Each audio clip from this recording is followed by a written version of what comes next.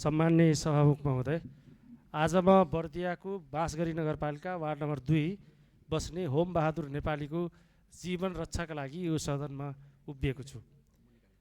Home बहादुरका छोरा ईश्वरी नेपाली यो सिंहदरबार स्थित यो वैदेशिक रोजगार विभागमा उहाँ चाहिँ हप्तै पछि आफ्ना बुवाको जीवन रक्षाका लागि धाइराख्नु भएको छ।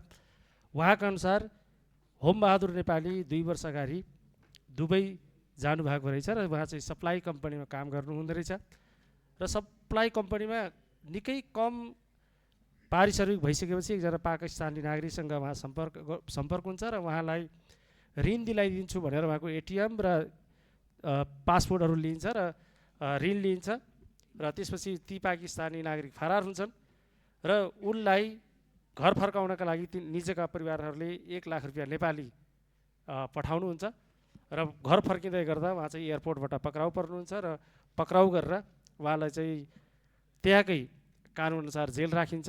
अहिले उहाँ चाहिँ होम बहादुर नेपाली अहिले कुन जेलमा हुनुहुन्छ परिवारलाई थाहा छैन।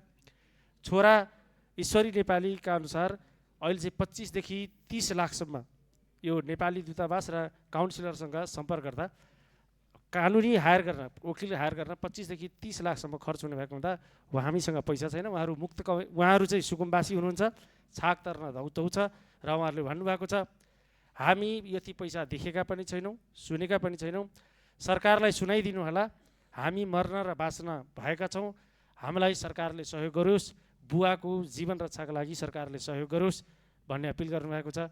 धन्यवाद।